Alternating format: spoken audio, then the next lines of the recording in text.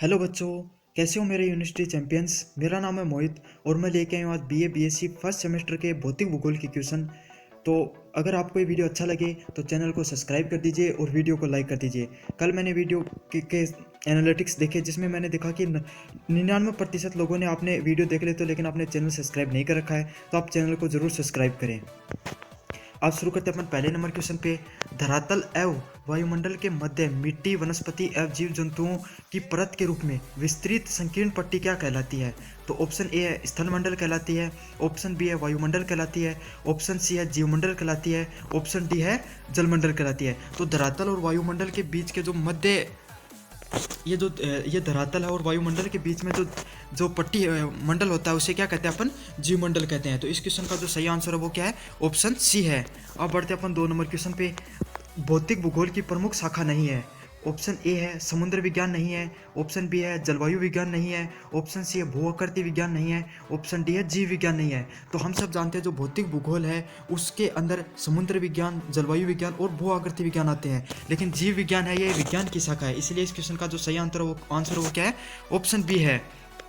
अब बढ़ते अपन 3 number question पे। निम्न में से जिस भौतिक तत्व को मानव जीवन को नियंत्रित करने वाला तानाशाह माना गया है, मतलब ऐसा भौतिक तत्व जिसके बिना इंसानी जीवन, मानव जीवन संभव ही नहीं है, वो कौन सा है? ऑप्शन ए है वायु विक्षोभ, ऑप्शन बी है सौर ऊर्जा, ऑप्शन सी है जलवायु, ऑप्शन डी है मौसम। तो हम सब जानते हैं बिना जलवायु के हम पृथ्वी पर नहीं रह सकते, इसलिए जो मानव जीवन है उस मानव जीवन या पृथ्वी पर किसी भी प्रकार के जीवन के लिए जलवायु बहुत जरूरी है।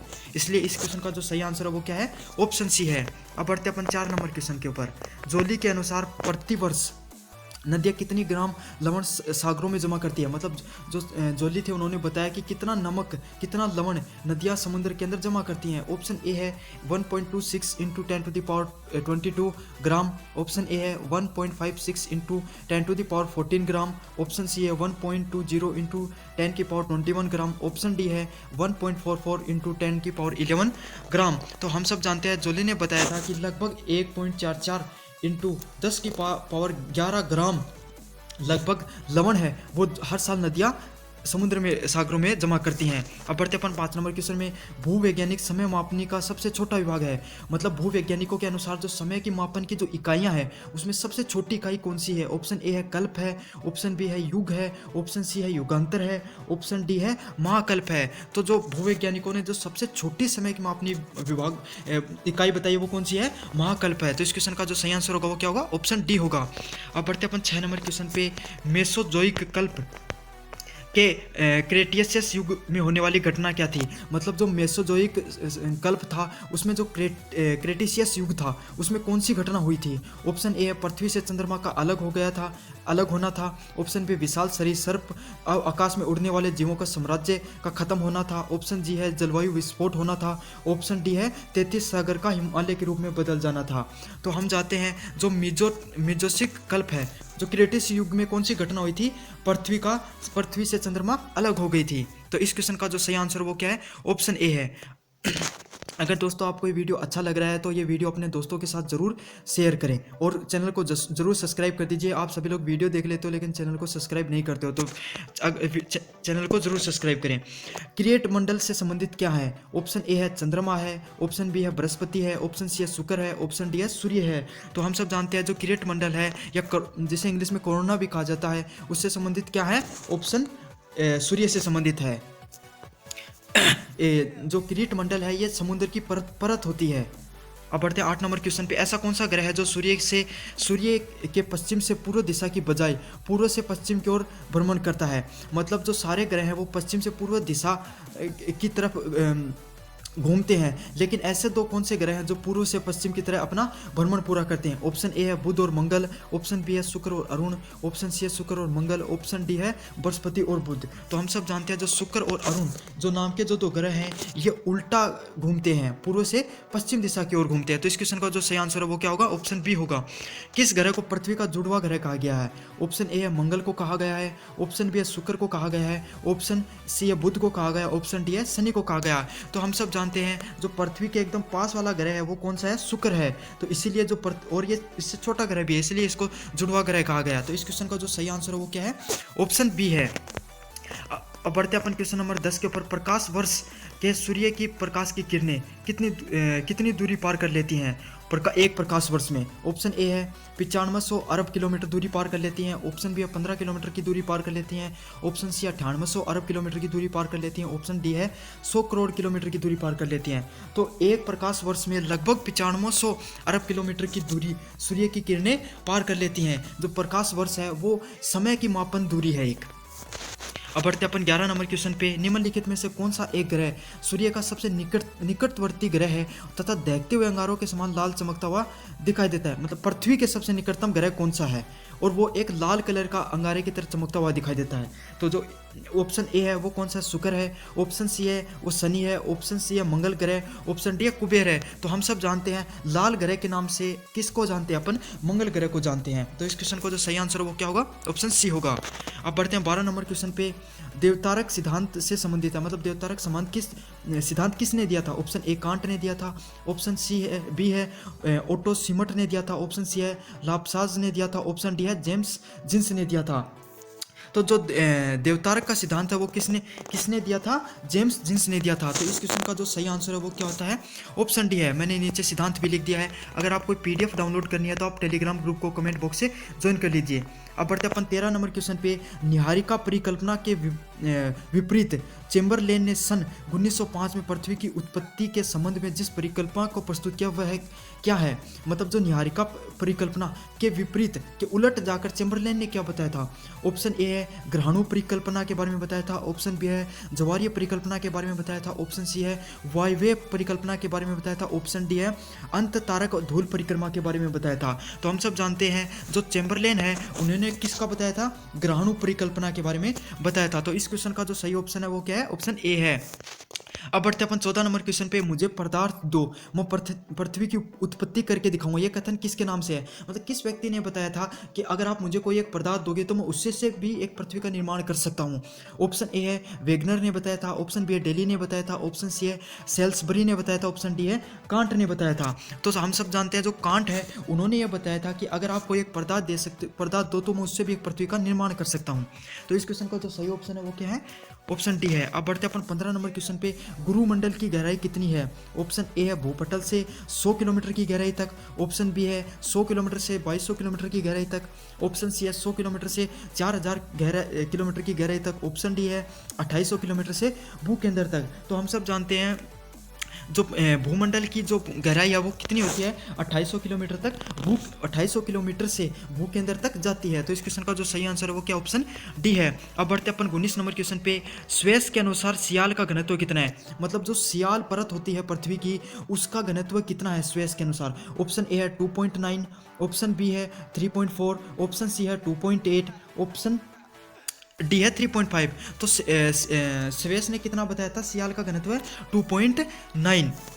अब बढ़ते अपन 17 नंबर क्वेश्चन पे। महाद्वीपीय विस्थापन सिद्धांत किसके द्वारा दिया गया था? ऑप्शन ए है वेगनर ने दिया था। ऑप्शन बी है होम्स ने दिया था। ऑप्शन सी है कांट ने दिया था। ऑप्शन डी है डेली ने दिया था। तो हम सब जानते हैं जो वेगनर है उन्होंने ही महाद्वीपीय विस्थापन का सिद्धांत दिया था। तो इस क्वेश्चन का जो सही आंसर है वो क्या है? ऑप्शन ए है। अब बढ़ते अपन 18 नंबर क्वेश्चन पे। वेगनर के महाद्वीपीय प्रभाव सिद्धांत का प्रतिपादन करने का प्रमुख कारण क्या था? ऑप्शन ए है मतलब वेगनर ने महाद्वीपीय प्रभाव सिद्धांत में क्या बताया था? ऑप्शन ए है महासागरों की तली तथा महाद्वीपों की स्थिरता संकल्पना का सही प्रमाणित क्या करना। ऑप्शन बी है महासागरों की तली तथा महाद्वीपों की स्थिरता को गलत प्रमाणित करना। ऑप्शन डी है महाद्वीपों की उत्पत्ति के लिए। ऑप्शन डी है महासागरों की उत्पत्ति के लिए। तो वेगनर ने क्या बताया था? महासागर की तली तथा महाद्वीपों की स्थिरता को गलत प्रमाणित किया था। इसके अंदर गलत प्रमाणित करने के लिए उन्होंने सिद्धांत बताया था। अब बढ़ते अपन 19 नंबर क्वेश्चन पे। गोडाउन लैंड का विभाजन किस युग में हुआ था? तो ऑप्शन ए है कार्बोनिफेरस युग में हुआ था। ऑप्शन बी है परमियन युग में हुआ था। ऑप्शन सी है ट्रियासिक युग में हुआ था। ऑप्शन डी है जुरासिक युग में हुआ था। हम सब जानते हैं पहले पेंजिया था, पेंजिया से गोडाउन लैंड का अलग होना कौन से युग के अंदर हुआ था? तो हम सब जानते हैं जो जुरासिक युग है, जो जुरासिक युग है उसी के अंदर गोडाउन लैंड का विभाजन हुआ था। तो इस क्वेश्चन का जो सही आंसर है वो क्या होगा? ऑप्शन डी होगा। अब बढ़ते अपन 20 नंबर क्वेश्चन पे। हेफार्ड तथा बोवी के अनुसार क्षतिपूर्ति तल तलीय सतह में कितने किलोमीटर की गहराई पर पाया जाता है? मतलब क्षतिपूर्ति तल में धारा तलीय सतह में कितनी किलोमीटर की गहराई में पाया जाता है? ऑप्शन ए है 88 किलोमीटर में पाया जाता है, ऑप्शन बी 101 किलोमीटर में पाया जाता है, ऑप्शन सी 112 किलोमीटर में पाया जाता है, ऑप्शन डी 128 किलोमीटर में पाया जाता है। तो हम सब जानते हैं जो 112 किलोमीटर की गहराई के अंदर जो क्षतिपूर्ति तल है वो पाया जाता है। तो इस क्वेश्चन का जो सही आंसर है वो क्या है? ऑप्शन सी है। अब बढ़ते हैं अपन 21 नंबर क्वेश्चन पे। भारत जिस प्लेट में आता है वह प्लेट है, मतलब भारत कौन सी प्लेट के अंदर आता है? ऑप्शन ए है यूरेशिया प्लेट के अंदर आता है, ऑप्शन बी है इंडो ऑस्ट्रेलियन प्लेट के अंदर अंतर्गत आता है, ऑप्शन सी है चीनी प्लेट के अंतर्गत आता है, ऑप्शन डी है प्रशांत प्लेट के अंदर आता है। तो भारत है वो इंडो ऑस्ट्रेलियन प्लेट के अंतर्गत आता है। तो इस क्वेश्चन का जो सही आंसर है वो क्या है? ऑप्शन बी है। अब बढ़ते हैं अपन 22 नंबर क्वेश्चन पे। आइसोटेसी शब्द का ग्रीक भाषा में क्या अर्थ होता है? मतलब आइसोटेसी शब्द का क्या अर्थ है ग्रीक भाषा में? ऑप्शन ए है सामने खड़े होना, ऑप्शन बी है समान खड़े होना, ऑप्शन सी है पीछे की ओर मुड़ना, ऑप्शन डी है ऊपर की ओर उठना। तो जो आइसोटेसी है उसका क्या अर्थ होता है ग्रीक भाषा में? समान खड़े होना, मतलब किसी भी चीज़ का बराबर खड़े होना। तो इस क्वेश्चन का जो सही आंसर है वो क्या है? ऑप्शन बी है। क्षतिपूर्ति तल का खंडन करते हुए जोली ने 1925 में इसे क्या कहा था? मतलब क्षतिपूर्ति तल के बारे में के खंडन करते हुए जोली ने क्या बताया था, क्या नाम दिया था उसका? ऑप्शन ए है क्षतिपूर्ति मंडल, ऑप्शन बी है क्षतिपूर्ति, ऑप्शन सी है समपूर्ति, ऑप्शन डी है क्षतितुल। तो उन्होंने क्या बताया था? क्षतिपूर्ति तल को क्या बताया था? क्षतिपूर्ति मंडल का नाम दिया था। तो इस क्वेश्चन का जो सही आंसर वो क्या है?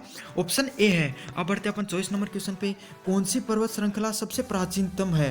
मतलब ये निम्नलिखित में जो श्रृंखलाएं दी गई उसमें सबसे प्राचीनतम श्रृंखला कौन सी है? Option A Himalayan, option B Aravalli श्रृंखला, ऑप्शन सी है इंडीज श्रृंखला, ऑप्शन डी है अल्पास श्रृंखला। तो हम सब जानते हैं इनमें से जो सबसे प्राचीनतम श्रृंखला वो कौन सी है? अरावली है। और जो सबसे नवीनतम श्रृंखला वो कौन सी है? हिमालय है। तो इस क्वेश्चन का जो सही आंसर होगा वो क्या होगा? ऑप्शन बी होगा। अब बढ़ते हैं अपन 26 नंबर क्वेश्चन पे। किसी भी भ्रंश के ऊपर दीवार को जिस नाम से जाना जाता है वह क्या है? ऑप्शन ए है पाद भित्ति के नाम से जाना जाता है, ऑप्शन बी है शीर्ष भित्ति के नाम से जाना जाता है, ऑप्शन सी है भ्रंश नीति के नाम से जाना जाता है, ऑप्शन डी है भ्रंश कंगार के नाम से जाना जाता है। तो हम सब जानते हैं जो ऊपरी दीवार होती है उसको किस नाम से जाना जाता है? उसको नाम से जाना जाता है शीर्ष भित्ति के नाम से जाना जाता है। तो इस क्वेश्चन का जो सही आंसर है वो क्या होगा? ऑप्शन बी होगा। अब बढ़ते अपन 26 नंबर क्वेश्चन पे। नमन के साथ समकोण बनाने वाली रेखा को क्या कहते हैं? मतलब जो नमन कोण होता है उसके साथ समकोण बनाने वाली रेखा को क्या कहा जाता है? ऑप्शन ए अक्षीय तल कहा जाता है, ऑप्शन बी है वलन का अक्ष कहा जाता है, ऑप्शन सी है नीति लंब कहा जाता है, ऑप्शन डी है विभंग कहा जाता है। तो हम सब जानते हैं जो नमन के साथ जो समकोण बनता है उसे क्या कहा जाता है? नति लंब कहा जाता है। अब बढ़ते हैं अपन 27 नंबर क्वेश्चन पे। ज्वालामुखी क्रिया से बनने वाली झील क्या कहलाती है? ऑप्शन ए है क्रेटर झील कहलाती है, ऑप्शन बी है विसर्प झील कहलाती है, ऑप्शन सी है लेगुन झील कहलाती है, ऑप्शन डी है ट्रांस झील कहलाती है। तो हम सब जानते हैं जब ज्वालामुखी उत्पन्न होता है और उससे कोई अगर खड्डा उत्पन्न होता है और उसमें काफ़ी समय बाद में लावा के ठंडे होने के बाद में एक खड्डे के रूप में हो जाता है और फिर उसमें पानी भर जाता है, तो उस प्रकार की झील को हम क्या कहते हैं? क्रेटर झील कहते हैं। तो इस क्वेश्चन का जो सही आंसर है वो क्या है? ऑप्शन ए है। मैंने नीचे सभी प्रकार की झीलों के नाम दे रखे हैं, आप इसके चित्र के साथ देख सकते हो। और अगर आप ये PDF डाउनलोड करना चाहते हो तो आप टेलीग्राम का लिंक दे रखा कमेंट बॉक्स से, वहाँ से डाउनलोड कर लीजिए। आप बढ़ते अपन 28 नंबर क्वेश्चन पे। विश्व में सर्वाधिक ज्वालामुखी निम्नलिखित में से किस क्षेत्र में पाए जाते हैं? वह है ऑप्शन ए, मतलब सबसे ज़्यादा ज्वालामुखी वाला विस्फोट होने वाला क्षेत्र कौन सा है? ऑप्शन ए है प्रशांत महासागरीय पट्टी, ऑप्शन बी है अंध महासागरीय पट्टी, ऑप्शन सी है हिंद महासागरीय पट्टी, ऑप्शन डी है मध्य महासागरीय पट्टी। तो हम सब जानते हैं जो प्रशांत महासागरीय पट्टी है उसके अंदर सबसे ज़्यादा जो ज्वालामुखी है उसका विस्फोट होता है। तो इसके बाद बढ़ते अपन 29 नंबर क्वेश्चन पे। ज्वालामुखी की उत्पत्ति का प्रमुख कारण क्या होता है? मतलब ज्वालामुखी किस कारण से फटता है? ऑप्शन ए है भूगर्भ के ताप की वृद्धि के कारण, मतलब पृथ्वी में गर्मी बढ़ने के कारण, ऑप्शन बी है लावा उत्पत्ति के कारण, ऑप्शन सी है गैसों की निस्सर्त होना, मतलब गैसों के निकलने के कारण। तो हम सब जानते हैं जो ज्वालामुखी फटने के पीछे कारण क्या है? पृथ्वी में ताप भी बढ़ सकता है, अंदर पृथ्वी के अंदर लावा की उत्पत्ति हो गई, उसको बाहर निकलने के लिए। ऑप्शन सी गैस, मतलब पृथ्वी के अंदर गैसों का निर्माण हो गया, उसको बाहर निकलने के लिए जगह चाहिए, तो पृथ्वी को फटती है, ज्वालामुखी का उत्पन्न होता है। तो इस क्वेश्चन का जो सही आंसर है वो क्या होगा? ऑप्शन डी, उपयुक्त सभी। अब बढ़ते हैं अपन 30 नंबर क्वेश्चन पे। एस तरंगों का यह प्रभाव होता है कि वे तरल पदार्थ से होकर नहीं गुजरती हैं। यह कथन किस विद्वान ने दिया था? ऑप्शन ए है वेगनर ने दिया था, ऑप्शन बी है जेफरीस ने दिया था, ऑप्शन सी है होम्स ने दिया था, ऑप्शन डी है ओल्डहम ने दिया था। तो ये जो सिद्धांत है कि जो एस तरंगे हैं वो किसी भी पदार्थ से होकर नहीं गुजरती हैं, ये किसने दिया था? होम्स ने दिया था। तो इस क्वेश्चन का जो सही आंसर है वो क्या है? ऑप्शन सी है। अब बढ़ते हैं अपन 31 नंबर क्वेश्चन पे। पृथ्वी के धरातल पर सर्वाधिक विस्तृत चट्टानें कौन सी होती हैं? सबसे ज्यादा मतलब कौन सी चट्टानें पाई जाती हैं? ऑप्शन ए अवसादी चट्टानें पाई जाती हैं, ऑप्शन बी आग्नेय चट्टानें पाई जाती हैं, ऑप्शन सी है कार्यांतरित चट्टानें पाई जाती हैं, ऑप्शन डी है ज्वालामुखी चट्टानें पाई जाती हैं। तो जो अवसादी चट्टानें हैं वो पृथ्वी पर सबसे ज्यादा पाई जाती हैं। तो इस क्वेश्चन का जो सही आंसर है वो क्या है? ऑप्शन ए है। तो अवसादी चट्टानें होती हैं वो देख सकते हैं आप इस प्रकार की होती हैं। अब बढ़ते हैं अपन 32 नंबर क्वेश्चन पे। जो भू आकार पवनकृत नहीं है, मतलब जो पवनों के टकराने से कौन सा भू आकार नहीं बनता है? ऑप्शन ए है द्वीपीय पर्वत, ऑप्शन बी है छत्रक शिला, ऑप्शन सी है लेपीज, ऑप्शन डी है जयोगन। तो जो पवनकृत भू आकार कौन सा नहीं है इनमें से? वो है लेपीज आकार। तो इस क्वेश्चन का जो सही आंसर है वो क्या है? ऑप्शन सी है। अब बढ़ते अपन 33 नंबर क्वेश्चन पे। निम्न में से कौन सा एक हिमानी भू आकार नहीं है?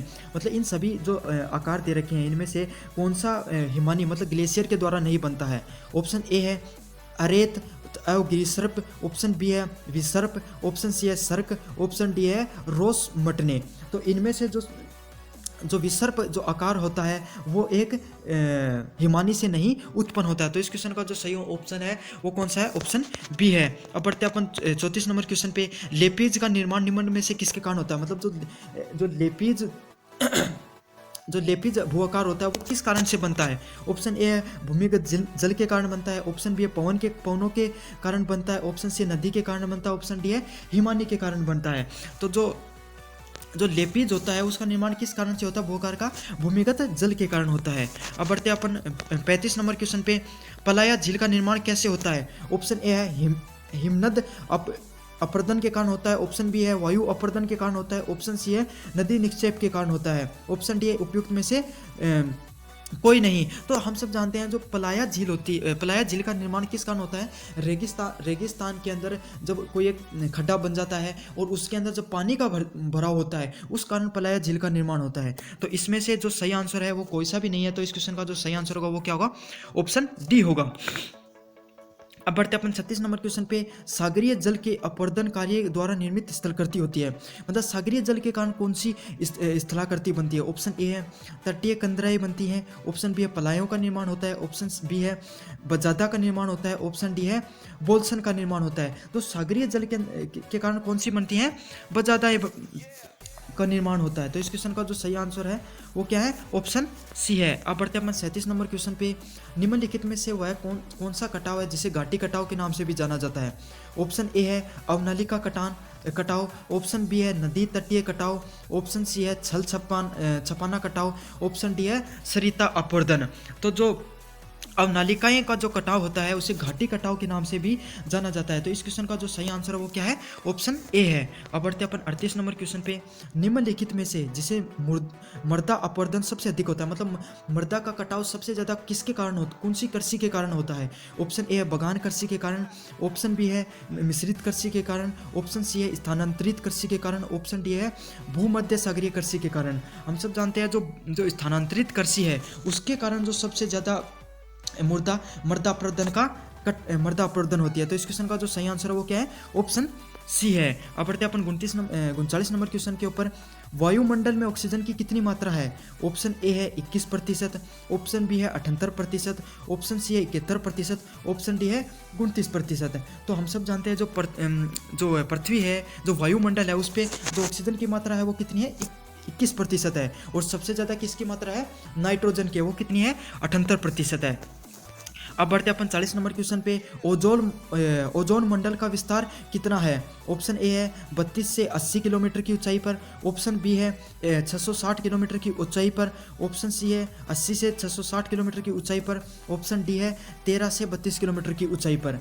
तो जो ओजोन मंडल का विस्तार है वो कितने से कितने तक है? 32 से 80 किलोमीटर की ऊंचाई तक। और आपको कमेंट बॉक्स में यह बताना है कि ओजोन मंडल कौन से मंडल के अंदर आता है। अब बढ़ते हैं अपन 41 नंबर क्वेश्चन पे मोटर वाहनों से निकलने वाला गैस जो कि वायुमंडलीय प्रदूषण का कारण होता है, मतलब ये निम्नलिखित में कौन सी गैस के कारण वायुमंडलीय प्रदूषण सबसे ज़्यादा होता है? ऑप्शन ए है कार्बन डाइऑक्साइड के कारण, ऑप्शन बी है CFC क्लोरोफ्लोरोकार्बन के कारण, ऑप्शन डी है मीथेन के कारण, ऑप्शन डी है कार्बन मोनोऑक्साइड के कारण। तो जो हम सब जानते हैं जो सबसे ज़्यादा जो प्रदूषण फैलाता है ये सभी ही जो चारों गैसें हैं ये सभी ही प्रदूषण फैलाती हैं, लेकिन जो सबसे ज़्यादा प्रदूषण कारक होती है वो कौन सी होती है? Carbon monoxide. और कार्बन मोनोऑक्साइड है वो कार्बन डाइऑक्साइड का ही अधजला रूप होता है। तो जो इस क्वेश्चन का जो सही आंसर है वो क्या है? ऑप्शन डी है। अब बढ़ते हैं अपन 42 नंबर क्वेश्चन के ऊपर। 42 नंबर क्वेश्चन है सामान्य ताप पतन दर पर बढ़ती हुई ऊंचाई के साथ तापक्रम कम होने की दर है, मतलब जैसे जैसे ऊंचाई बढ़ती है उस तरफ से जो तापमान है वो उसकी कितनी कमी होती है? ऑप्शन ए है 6.57 डिग्री सेंटीग्रेड प्रति 1 किलोमीटर पे, ऑप्शन बी है 4.67 डिग्री सेंटीग्रेड प्रति 1 किलोमीटर पे, ऑप्शन सी है 10 डिग्री सेंटीग्रेड प्रति 1 किलोमीटर पे, ऑप्शन डी है 5 डिग्री सेंटीग्रेड प्रति 1 किलोमीटर पे। तो जो हर 1 किलोमीटर के साथ 4.67 डिग्री टेम्परेचर है वो क्या हो जाता है? कम हो जाता है। तो इस क्वेश्चन का जो सही आंसर है वो क्या है? ऑप्शन बी है। अब बढ़ते हैं अपन 43 नंबर क्वेश्चन पे। सौर स्तारक का प्रमाणिक मान कितना होता है, मतलब सौर स्तारक का प्रमाणिक मान कितना है? ऑप्शन ए है 2 ग्राम कैलोरी प्रति वर्ग सेंटीमीटर प्रति मिनट, ऑप्शन बी है 3.5 ग्राम कैलोरी प्रति वर्ग सेंटीमीटर प्रति मिनट, ऑप्शन बी है 5.3 ग्राम कैलोरी प्रति वर्ग सेंटीमीटर प्रति मिनट, ऑप्शन डी है 1.94 ग्राम कैलोरी प्रति वर्ग सेंटीमीटर प्रति मिनट। तो जो सौर स्तारक है उसका प्रमाणिक मान कितना है? 5.7 ग्राम कैलोरी प्रति वर्ग सेंटीमीटर प्रति मिनट। तो इस क्वेश्चन का जो सही आंसर है वो क्या है? ऑप्शन सी है। अब बढ़ते हैं अपन 44 नंबर क्वेश्चन पे। हिमांशित प्रदेशों में सर्दी की लंबी रातों में सबसे अधिक जिस प्रकार की विलोमता पाई जाती है वो क्या है? मतलब जहाँ पे बर्फ पड़ती है वहाँ की सर्दी की रातों में सबसे अधिक क्या विलोमता पाई जाती है? ऑप्शन ए है धरातल विलोमता, ऑप्शन बी है तापीय विलोमता, ऑप्शन सी है संप्रभ का प्रेस, ऑप्शन डी है उच्च धरातलीय विलोमता। तो जो उनमें क्या पाई जाती है? संप्रभ का प्रेस पाया जाता है। तो इस क्वेश्चन का जो सही आंसर है वो क्या होता है? ऑप्शन सी है। अब बढ़ते अपन 45 नंबर क्वेश्चन पे। पर्वतीय भागों में सर्वाधिक वर्षा प्राप्त करने वाले स्थान होते हैं, मतलब पर्वतीय भाग होते हैं वहाँ पे सबसे ज़्यादा वर्षा कहाँ पे होती है? ऑप्शन ए है पवनोन्मुख ढाल, ऑप्शन बी है पवनोन्विमुख ढाल, ऑप्शन सी है पर्वत शिखर, ऑप्शन डी है पर्वतीय सीमा। तो जो सबसे ज़्यादा जो वर्षा होती है वह कहाँ होती है? पवनोन्मुख ढाल। मतलब जैसे कि ये कोई एक पर्वत होता है, ऐसे हवाएं आ रही हैं तो मतलब हवाओं के टकराने के कारण, सर्द हवाओं के टकराने के कारण यहाँ पे बादल बन जाते हैं और इधर की साइड सबसे ज़्यादा बरसात हो जाती है। मतलब पवन विमुख की साइड होती है जो सामने की साइड सबसे ज़्यादा बरसात हो जाती है, लेकिन इसके विपरीत जो ये वाली साइड है यहाँ पे सबसे कम बरसात होती है। तो इस क्वेश्चन का जो सही आंसर है वो क्या है? ऑप्शन ए है। अब बढ़ते अपन 46 नंबर क्वेश्चन पे। भारत में ग्रीष्मकालीन वर्षा मानसूनी वर्षा की उत्पत्ति का कारण है। ऑप्शन ए है चक्रवर्तीय भंवरों का उत्पन्न होना, ऑप्शन बी है कम तापमान का होना, ऑप्शन सी है वायुदाब कम होना, ऑप्शन डी है जेट स्ट्रीम का भूमध्य रेखा की तरफ खिसकना। तो ग्रीष्मकालीन में सबसे ज़्यादा बरसात मानसूनी वर्षा किस कारण होती है? चक्रवर्तीय भंवरों के निर्माण के कारण होती है। अब बढ़ते अपन 47 नंबर क्वेश्चन पे। वायु दाब मापने का यंत्र है। ऑप्शन ए है थर्मामीटर, ऑप्शन बी है बैरोमीटर, ऑप्शन सी है हाइगोमीटर, ऑप्शन डी है एनीमोमीटर। तो जो वायु दाब नापने का जो यंत्र है उसे क्या कहा जाता है? बैरोमीटर के नाम से जाना जाता है। तो इस क्वेश्चन का जो सही आंसर है वो क्या है? ऑप्शन बी है। अब बढ़ते अपन 48 नंबर क्वेश्चन पे। प्रतिवर्ष निम्नलिखित में से वह कौन सी तारीख है जिस दिन सूर्य की किरणें लंबवत कर्क रेखा पर पड़ती है, मतलब एकदम सीधी लंबवत रेखा पर सीधी पड़ती है? ऑप्शन ए है प्रतिवर्ष 21 जून, ऑप्शन बी है प्रतिवर्ष 27 जून, ऑप्शन बी है ऑप्शन सी है प्रतिवर्ष 23 जून, ऑप्शन डी है प्रतिवर्ष 22 जून। तो जो कर्क रेखा पर सूर्य की जो लंबवत रेखाएं हैं वो कब पड़ती हैं? ऑप्शन ए प्रतिवर्ष 21 जून को पड़ती हैं। अब बढ़ते अपन 39 नंबर क्वेश्चन पे। बिलजार्ड संबंधित है, मतलब बिलजार्ड किससे संबंधित है? ऑप्शन ए है नदियों से संबंधित है, ऑप्शन बी है खाड़ी से, ऑप्शन सी है स्थानीय पवनों से, ऑप्शन डी है महासागरीय गर्त से। तो जो बिलजार्ड शब्द है वो किससे संबंधित होता है? स्थानीय पवन से संबंधित है। अब बढ़ते हैं अपन 50 नंबर क्वेश्चन पे। जेट स्ट्रीम है, मतलब जेट स्ट्रीम क्या होती है? ऑप्शन ए है स्थायी पवनें होती हैं, ऑप्शन बी है पछुआ पवनें होती हैं, ऑप्शन सी है ध्रुवीय पवनें होती हैं, ऑप्शन डी है वायुमंडलीय उत्तरी भाग की मुक्त पवनें होती हैं। जो जेट स्ट्रीम होती हैं वो क्या होती हैं? पछुआ पवनों के नाम से भी जाना जाता है। अब बढ़ते अपन 51 नंबर क्वेश्चन पे। ग्रीष्म ऋतु में उत्तरी भारत में चलने वाली उष्ण तथा शुष्क हवाओं को जिस नाम से संबोधित किया जाता है वह क्या है? ऑप्शन ए है सिमुम, ऑप्शन बी है लू, ऑप्शन सी है खमसीन, ऑप्शन डी है बोरा। तो जो ग्रीष्म ऋतु में उत्तरी भारत में चलने वाली जो शुष्क रेखाएं हैं, शुष्क हवाएं मतलब सूखी जो हवाएं होती हैं, उन्हें हम अपन किस नाम से जानते हैं? लू के नाम से जानते हैं। अब बढ़ते हैं अपन 52 नंबर क्वेश्चन पे। अत्यधिक लंबवत ऊंचाई वाले सघन बादलों को क्या कहते हैं? मतलब बहुत ज़्यादा ऊंचाई पर सघन बादल बन जाते हैं, उन्हें क्या कहा जाता है? ऑप्शन ए है कपासी वर्गाकारी बादल, ऑप्शन बी है स्तरीय बादल, ऑप्शन सी है पक्षाप बादल, ऑप्शन डी है उच्च स्तरीय बादल।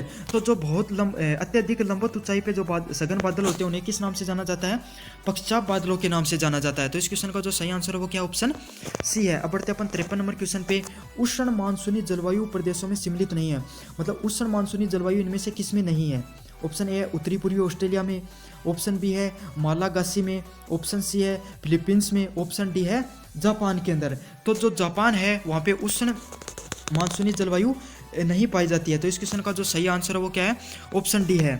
अब बढ़ते अपन 54 नंबर क्वेश्चन पे। वर्षा के वितरण के आधार पर आर्द्रता विभाजन को ऋतु संबंधित चिन्हों के आधार पर विभाजित करने वाले डब्ल्यू का क्या आशय है? ऑप्शन ए है साल भर अत्यधिक वर्षा, ऑप्शन बी है ग्रीष्म ऋतु में कम वर्षा, ऑप्शन सी है वसंत ऋतु में कम वर्षा, ऑप्शन डी है शीत ऋतु में कम वर्षा। तो डब्ल्यू मतलब आंतरता विभाजन किया जाता है, तो डब्ल्यू का उसमें क्या आशय होता है, क्या अर्थ होता है? तो क्या होता है? वसंत ऋतु में कम वर्षा का होना आंतरता विभाजन में जाना जाता है डब्ल्यू को।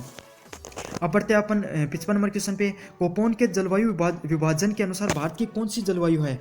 ऑप्शन है AW के नाम से, ऑप्शन बी है CWG के नाम से, ऑप्शन बी है BSH के नाम से, ऑप्शन डी है DBW के नाम से। तो ऑप्शन ए है AW के नाम से जाना जाता है। और बाकी के जितने भी यहाँ पे जलवायु विभाजन दिए गए हैं, आप इनका जो एक्सप्लेनेशन है उनको किस नाम से जाना जाता है, इनको आप कमेंट बॉक्स में लिखिए। अब बढ़ते अपन 56 नंबर क्वेश्चन पे। सर्वप्रथम जिस प्रसिद्ध भूगोल वक्ता ने अपने ग्रंथों में समुद्र विज्ञान के अध्ययन लिखे थे वह भूगोल वक्ता कौन है? मतलब सबसे पहले किसने समुद्र विज्ञान के बारे में बताया था? ऑप्शन ए है हम्बोल्ट ने, ऑप्शन बी है वोरियनिस ने, ऑप्शन सी है इराटोथीसिस ने, ऑप्शन डी है रिएटर ने।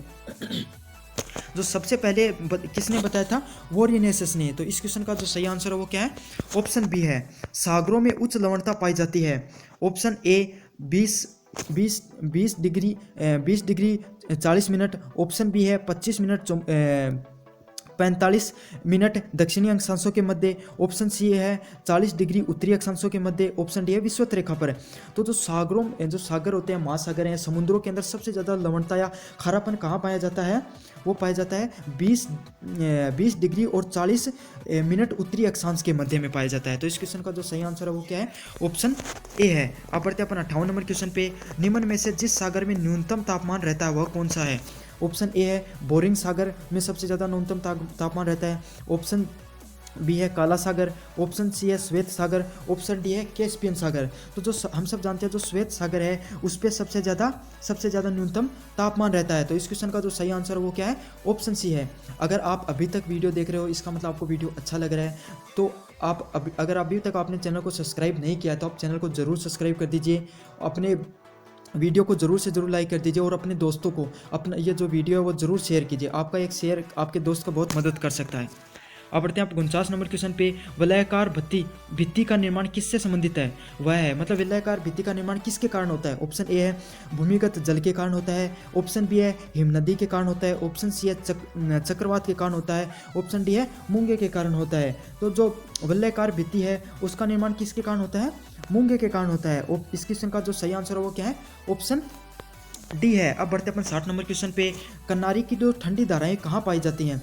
ऑप्शन ए है दक्षिण अमेरिका के पश्चिमी तट पर, ऑप्शन बी है दक्षिण अफ्रीका के पश्चिमी तट पर, ऑप्शन सी है उत्तरी अफ्रीका के पश्चिमी तट पर, ऑप्शन डी है दक्षिण अमेरिका के पश्चिमी तट पर। तो आप इस क्वेश्चन का जो उत्तर है वो कमेंट बॉक्स में दीजिए। जो भी कमेंट बॉक्स में सही उत्तर देगा मैं उसका कमेंट पिन करूँगा।